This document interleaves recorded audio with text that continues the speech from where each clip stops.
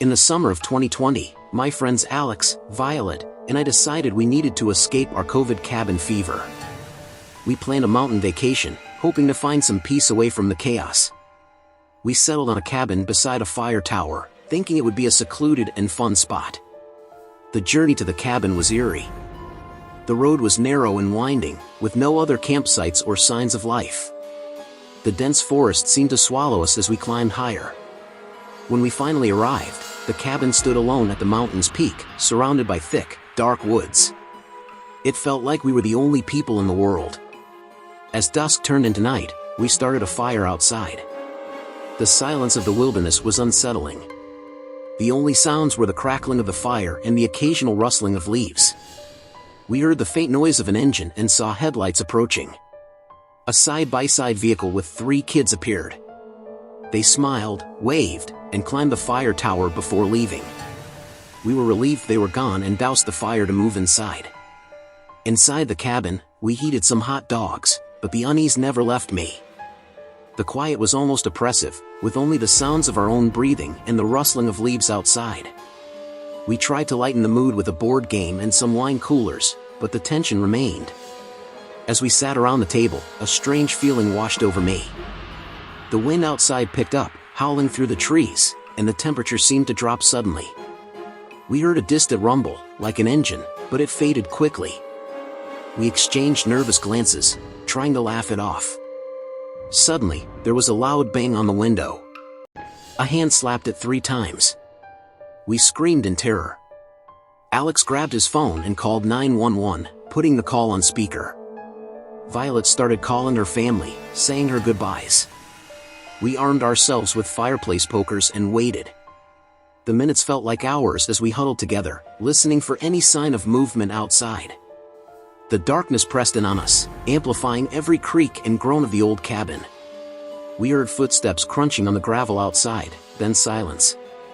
My heart pounded in my chest. When the police arrived 20 minutes later, they found nothing. They suggested it might have been a bear, but we knew better. The handprints on the windows didn't match ours, and they were in places we hadn't touched.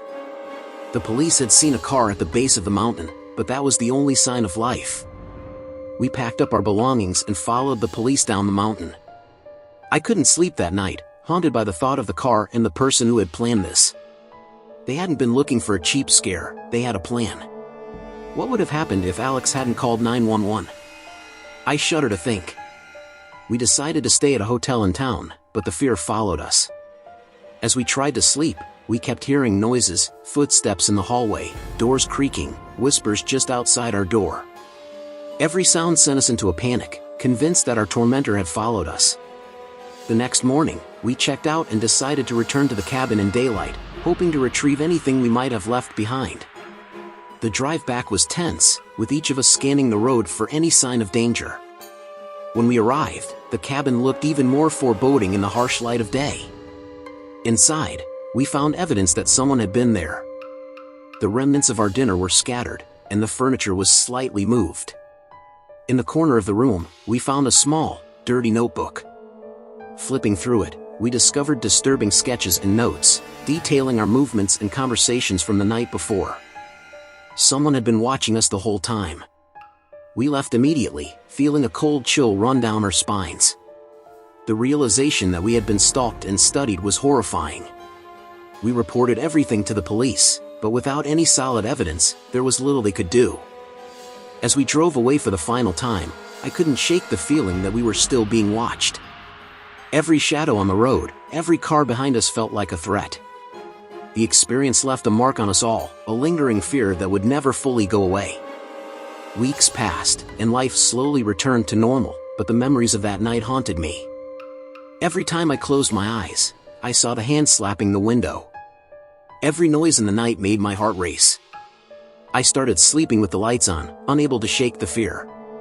One night, I woke up to the sound of my phone ringing. The caller ID showed an unknown number. I hesitated but answered. There was only silence on the other end. My heart pounded as I hung up, convinced it was our tormentor. I checked all the locks and windows, but nothing seemed out of place.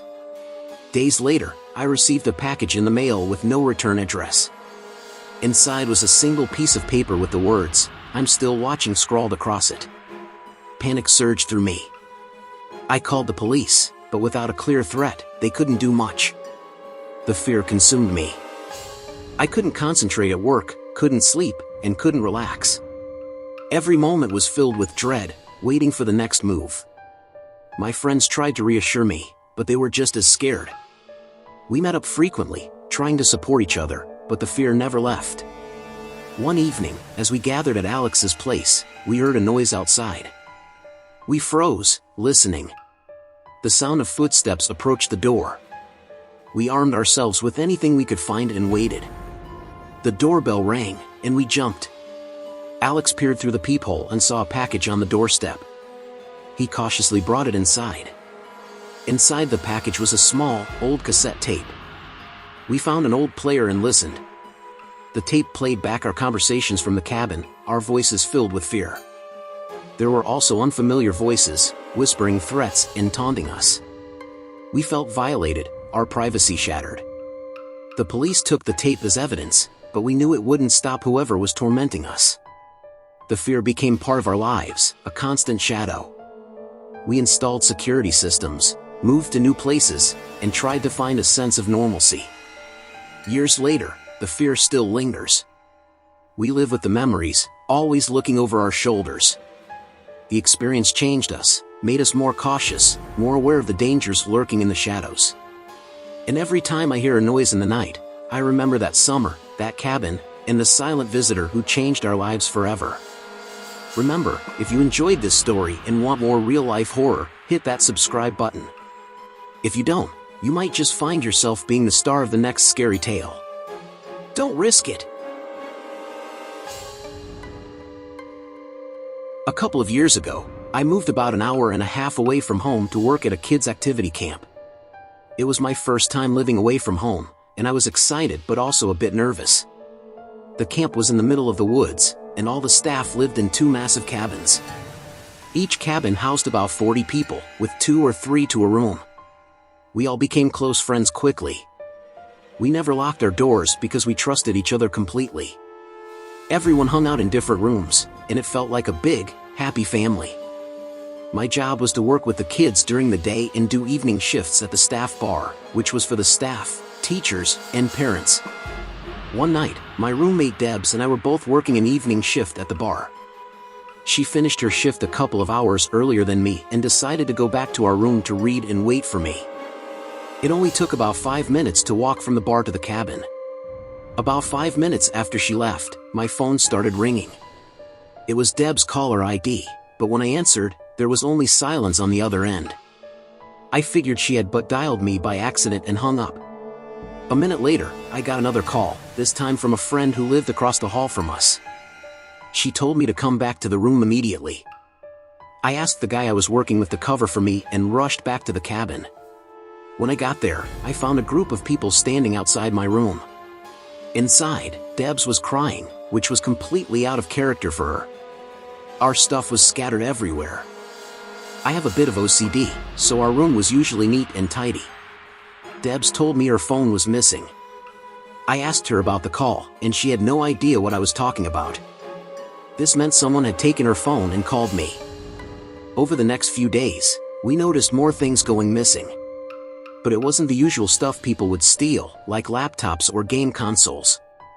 Instead, it was personal items, like my underwear and some of Deb's clothes. This made me feel sick, especially because we knew everyone we lived and worked with. We reported it to our bosses, who promised to look into it. But we were partly blamed for leaving our door unlocked. A few days later, Deb's phone reappeared on a windowsill in the staff lounge. Nobody was around, and nobody seemed to know anything about it.